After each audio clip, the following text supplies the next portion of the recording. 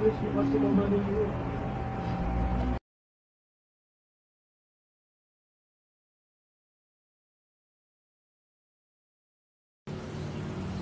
ako nga pala si Lance Kaiser Biseblano, nakatira sabay sa Homart at ang edad ko ay 17 years old. At ito ang bisyo ko noon. Nung ako'y 12 anyos pa lang, natuto na ako magbisyo. Dahil sa wala akong mga magulang, wala akong tatay na nag-ano sa akin. Lola ko lang din. Simula nung nagkatropa ako na may mga bisyo, natuto ako magbisyo na mag-weed, mag-yosi. So, tumakbo ako sa tropa ko nun. Na yun na nag-udyok sa akin paano ako nagmariwana. Pinabili nila ako ng tube. Yun, sinalipakan nila.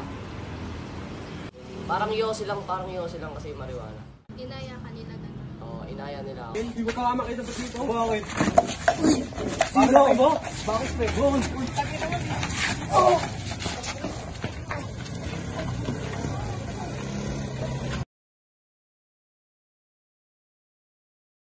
Unang-una sa tropa ko.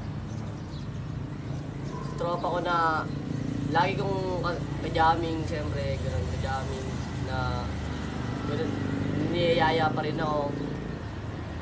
Niyayaya niya pa rin ako mag-bisyo.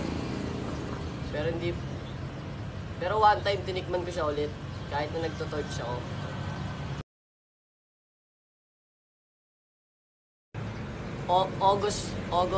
Basta August siya. Then, may biglang pumunta sa room na Christian. Then, in-invite kami sa torch nila. At sumagot si Jesus at sinabi sa kanila, mag-iingat kayo, huwag kayong maligaw ninuman, sapagkat marami ang magsisika rito sa aking pangalan, na magsasabi ako ang Kristo at ililigaw ang marami. Inaanyayahan ko kayong lahat na pumunta sa harap upang manalangin. Akala ko yung bisyo na yun, dun ko mahanap yung saya. Pero hindi pala.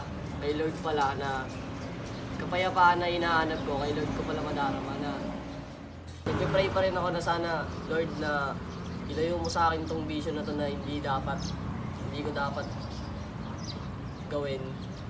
Kaya nagpapasalamat ako dahil kay Lord, binago niya ako. Nawala yung bisyo ko, nawala yung pag-iyosi ko,